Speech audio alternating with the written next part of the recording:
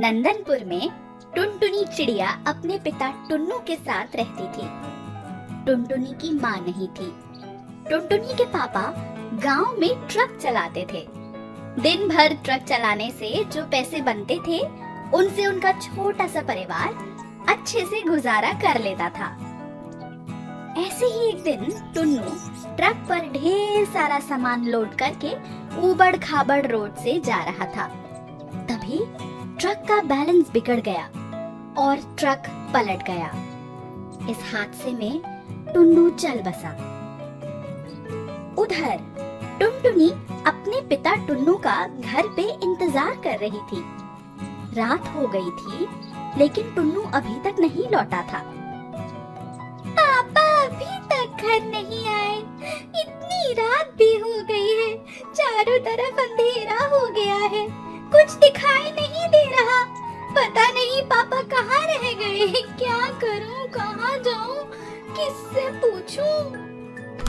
टुनटुनी रोते रोते अपनी चाची के पास गई। लूसी चाची, ओ लूसी चाची, आपने मेरे पापा को कहीं देखा है? अभी तक पापा घर नहीं लौटे हैं। नहीं बिटिया, आज तो टुन्नू को मैंने नहीं देखा। देर रात हो चुकी है बेटी, तुम अंदर आ जाओ और सो जाओ। तुम्हारे पापा को हम कल ढूंढेंगे। अगले दिन सुबह होते ही टुनटुनी और लूसी ने गांव में टुन्नू को ढूंढना शुरू कर दिया। अचानक लूसी को रोड के किनारे टुन्नू का ट्रक पलटा हुआ दिखा। साथ ही मरणासन अवस्था में टुन्नू भी दिखाई दिया। टुनटुनी, इधर आओ, ये देखो, लगता है कल रात तुम्हारे पापा का एक्सीडेंट हो गया बेटी। अब तुम्हारे पापा इस दुनिया में नहीं रहे। चाची, मैं अनाथ हो गई। मैं कहाँ जाऊँ, किसके साथ रहूँ? पापा के अलावा मेरा इस दुनिया में कोई नहीं है। चाची, रो मत टुनटुनी, मैं तुम्हारी बुआ टुन्नी को फोन कर देती हूँ, वो तुम्हें अपने साथ ले जाएंगी। लूसी कबूतरी ने टुन्नी को फोन लगाकर सारी बातें बताई। टुन्नी दीदी, तुम्हारे भाई का एक्सीडेंट हो गया है और वो नहीं रहे। आकर अपनी भतीजी को संभालो टुन्नी बहन। रो रो कर ऐसा बुरा हाल हो चुका है उसका। ये सुनकर कुछ ही घंटों में टुन्नी टुनटुनी के पास उड़कर आ पहुंची। चल बिटिया, आज से तू मेरे साथ रहेगी। टुनटुनी अपनी बुआ के साथ दूसरे गांव में उनके घर रहने चली गई। कई दिन ऐसे ही बीत गए। एक दिन टुन्नी का पति उस पर गुस्सा करने लगा। बैठे बैठे तुमने इस मुसीबत को मेरे गले बांध दिया। इतनी महंगाई में खुद का गुजारा तो होता नहीं, ऊपर से इस बोझ को मैं घर पर बैठाकर कैसे खिलाऊं? तो क्या करती कालू जी? ये बेचारी मेरे भाई और भाभी की आखिरी निशानी है। इसे अकेला यूं ही मरने को छोड़ देती। अरे वाह वाह, भतीजी तुम्हारी और सजा मैं भुगतूं? मैं अब इसे नहीं रख पाऊंगा टुन्नी। बेटा होता तो कहीं काम पर लगा देता, घर में कुछ पैसे आते, उस पर इसकी शादी का खर्चा कैसे उठाएंगे हम? मेरा मन करता है इसे मार ही डालूं। खबरदार कालू, ऐसा करने की तो छोड़ो। अगर तुमने ऐसा कुछ सोचा भी तो मुझसे बुरा कोई नहीं होगा। अच्छा, 2 दिन पहले घर में आई इस मुसीबत के चलते तुम मेरा सम्मान करना भूल गई हो। तुम दोनों निकलो मेरे घर से, देखता हूँ कहाँ जाती हो। टुन्नी चिड़िया घर छोड़कर टुनटुनी के साथ चली गई। बुआ, हम लोग कहाँ जा रहे हैं?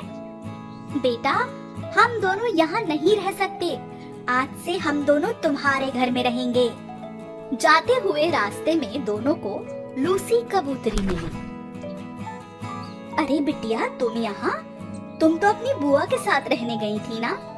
हाँ चाची, लेकिन अब मैं और मेरी बुआ दोनों यहीं रहेंगे। लेकिन टुनटुनी, तुम्हारा घोंसला जहाँ था वहाँ पर तो खूनी चील ने अपना घर बना लिया है। कोई बात नहीं चाची, मैं और बुआ दोनों मिलकर मेरे पापा के ट्रक को मॉडिफाई करके उसी में अपना ट्रक घर बना लेंगे। आने वाले कुछ दिनों में टुनटुनी और टुन्नी दोनों ने मिलकर टुन्नू के ट्रक को एक ट्रक हाउस में बदल दिया। उस दिन के बाद से दोनों खुशी खुशी ट्रक हाउस में रहने लगे। रक्षाबंधन की खरीद की भीड़ भाड़ चल रही थी। नदी के बगल वाले बिजी रोड पर दो ऑटो रिक्शे की जोरदार टक्कर हो जाती है। टुन्नू वहीं फुटपाथ पर सोया हुआ होता है। वो उठकर ऑटो रिक्शा के पास जाता है। टक्कर की आवाज सुनकर जंगल के सारे चिड़ा और चिड़िया वहाँ भीड़ लगा देते हैं। कालू कौवा, ये आजकल की चिड़िया हीरोगिरी दिखाने के चक्कर में अपनी जान गंवा देते हैं। हमारे टाइम में सब अनुशासन से टेम्पो चलाते थे। अरे बाप रे, लगता है सब मर गए। सारी चिड़ियों को मरा देखकर पक्षी अपने अपने घोंसले में चले जाते हैं। टुन्नू भी वापस फुटपाथ पर सोने के लिए जा रहा होता है, लेकिन तभी उसे एक छोटी चिड़िया के कराने की आवाज आती है। माँ पापा, मुझे बहुत दर्द हो रहा है, मुझे बाहर निकालो। माँ पापा। अरे लगता है कोई जिंदा बच गया। टुन्नू ऑटो रिक्शा के पास जाकर देखता है कि टुनटुनी बेहोशी की हालत में अपने माँ पापा को आवाज दे रही होती है। टुन्नू टुनटुनी के पैरों पर से ऑटो रिक्शे को हटाता है और टुनटुनी को बाहर निकालता है। टुन्नू टुनटुनी को मिट्टू तोते के पास ले जाता है, जो जंगल का सरकारी डॉक्टर होता है। अरे टुन्नू, ये तुम किसे ले आए? मुझे नहीं पता डॉक्टर साहब। नदी के किनारे हुए एक्सीडेंट में सारे पक्षी मर गए, लेकिन ये छोटी बच्ची बच गई। तोता टुनटुनी का इलाज करता है। टुन्नू, तुमने अच्छा किया जो इसे ले आए। मैंने इसकी जान तो बचा ली है, लेकिन ढेर सारा खून बहने के कारण मुझे छोटी चिड़िया का एक पैर काटना पड़ा। मिट्टू तोते से बात करने के बाद टुन्नू लंगड़ाती हुई टुनटुनी के पास जाता है। तुम्हारा नाम क्या है चिड़िया? मेरा नाम टुनटुनी है भैया। तेरे मम्मी पापा कहाँ हैं? वो तुम्हारे मम्मी पापा एक्सीडेंट में चल बसे। मैं तुम्हें यहाँ मिट्टू तोते के पास लाया था। टुनटुनी रोने लगती है। टुन्नू छोटी टुनटुनी को चुप करवाता है। मेरी अपनी कोई बहन नहीं है टुनटुनी। मैं दिन भर चाय की दुकान में काम करता हूँ और रात में फुटपाथ पर सोता हूँ। तुम मेरी बहन जैसी हो, लेकिन मेरी बहन मैं तुम्हें चाह कर भी अपने साथ नहीं रख सकता, क्योंकि मैं बहुत गरीब हूँ। भैया, अब मेरा इस दुनिया में कोई नहीं है। मैं आपके साथ फुटपाथ पर ही रह लूंगी। आप प्लीज मुझे छोड़ के मत जाइए, वरना मुझे अकेले देख जंगली पक्षियाँ मुझे खा जाएंगे। अच्छा ठीक है बहन, चल। कुछ दिनों में ही टुन्नू पैसे जमा करके एक छोटा सा घोंसला बना लेता है और दोनों भाई बहन उसी में रहने लगते हैं। एक दिन शाम को टुनटुनी को पक्षियों के चिल्लाने की आवाज सुनाई देती है। वो बाहर जाकर देखती है कि चाय की दुकान में आग लग गई है और उसका भाई टुन्नू दुकान के अंदर फंसा हुआ है। बचाओ बचाओ, अरे कोई तो बचाओ, नहीं तो मैं जल के मर जाऊंगा।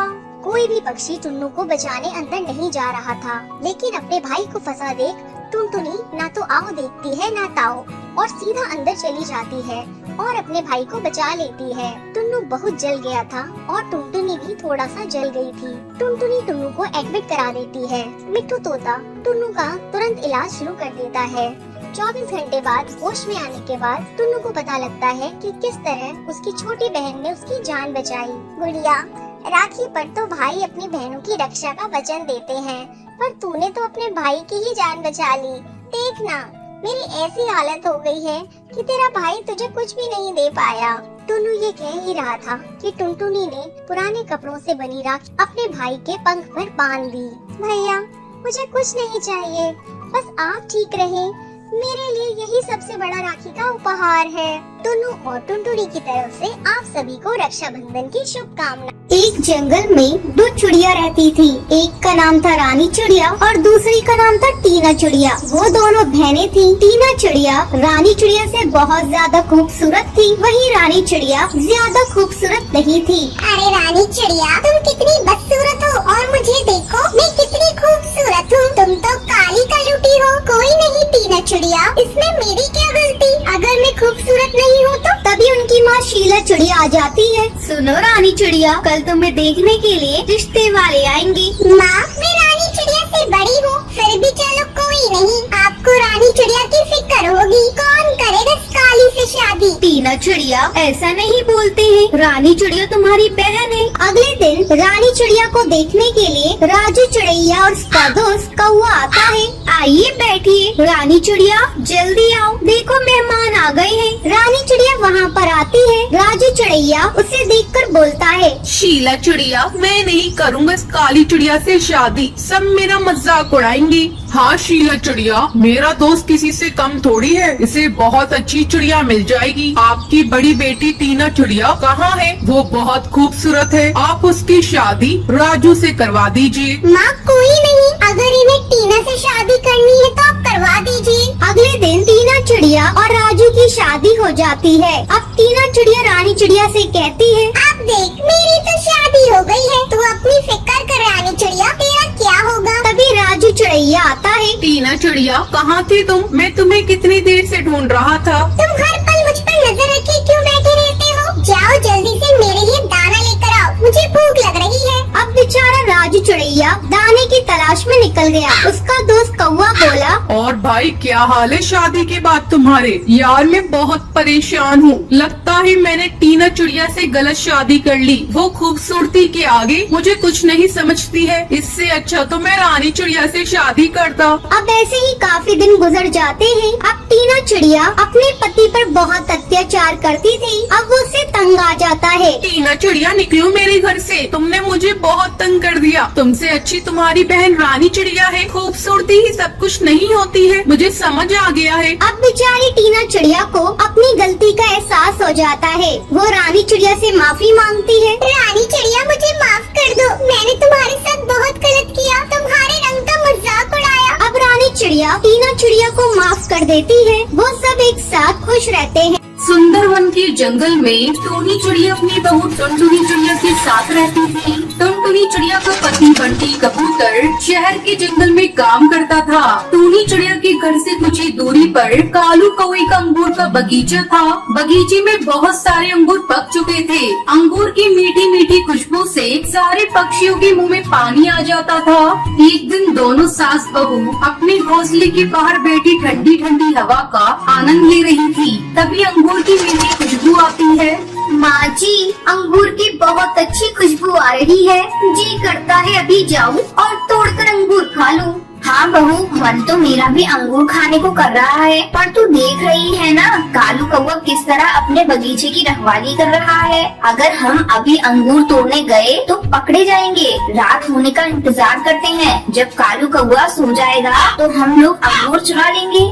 लेकिन माँ जी, मेरा मन तो भी अंगूर खाने का हो रहा है। आप ऐसा करिए, कालू कौवे को किसी बहाने से यहाँ बुला लीजिए और अपनी बातों में उलझाए रखिएगा। तब तक मैं कुछ अंगूर चुरा लूंगी, फिर दोनों आधा आधा बांट कर खा लेंगे। लेकिन बहू, अंगूर चुराते हुए तू पकड़ी गई तो हमारी बहुत बदनामी होगी। आप बेकार में डर रही है माँ जी, ऐसा कुछ नहीं होगा। मैं यहाँ से जाऊंगी और आप कालू कौवे को बुलाकर अपनी बातों में उलझाए रखिएगा। तब तक उससे बातें करिएगा जब तक मैं वापस ना आ जाऊँ। टूनी चिड़िया टुनटुनी की बात मान लेती है। टुनटुनी के जाते ही टूनी चिड़िया झूठ मूठ कर चिल्लाने लगती है। अरे अरे अरे, ओ कालू भैया जल्दी यहाँ आओ, मेरे घोंसले में एक सांप घुस आया है, जरा उसे निकाल दो। टूनी चिड़िया के चिल्लाने की आवाज सुनकर कालू कौवा अपनी बगीचे की रखवाली छोड़कर वहाँ आता है। क्या हुआ टूनी भाभी, कहाँ है सांप? मैं अभी उसे निकालता हूँ। हाँ कालू भाई जल्दी आइए, ये देखिए इस पलंग के नीचे सांप घुस आया है। कालू कौवा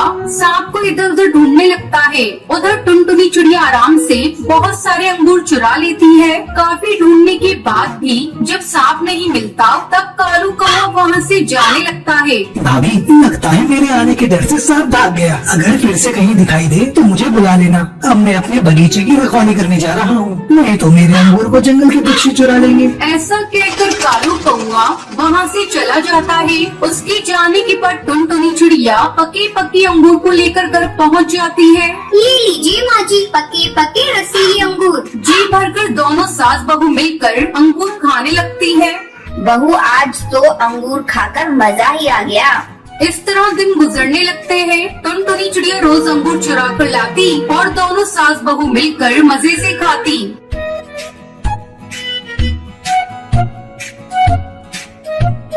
एक एक दिन कालू कौवे को शक होता है। अरे रोज रोज मेरे बगीचे से अंगूर कम हो रहे हैं। लगता है कोई इन्हें चुरा रहा है। इसका मुझे पता लगाना पड़ेगा। आज मैं किसी कीमत पर अपने बगीचे को छोड़कर कहीं नहीं जाऊंगा। दोपहर होने पर टूनी चिड़िया फिर से कालू कौवे को बुलाने लगती है, लेकिन कालू नहीं आता। दोनों सास बहू मन मार कर रह जाती है। टुनटुनी बहू अब क्या करें? ये कालू तो अपने बगीचे से हट ही नहीं रहा है। कोई बात नहीं माँ जी, दिन में ना सही हम लोग रात में अंगूर की चोरी करेंगे, क्योंकि उस समय कालू कौवा सो जाएगा। ऐसा सोचकर दोनों रात में चोरी करने का प्लान बनाती हैं। उधर कालू कौवा अपने अंगूर के बगीचे में जाल बिछा देता है।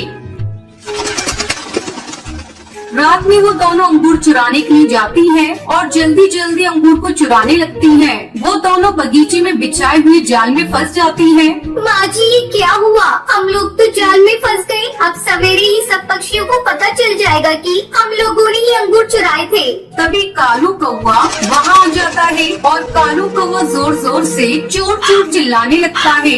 कालू भैया धीरे धीरे बोलिए, सारे पक्षी सुन लेंगे, हमारी बहुत बदनामी होगी। लेकिन तुम दोनों की वजह से मेरा बहुत नुकसान हुआ है। कालू भैया मैं तुम्हारा सारा नुकसान भर दूंगी, बस हम लोगों को छोड़ दो, पड़ोसी होने के नाते। कालू कौवा उन दोनों को छोड़ देता है। उस दिन के बाद से वो दोनों अंगूर को चुराना छोड़ देती है।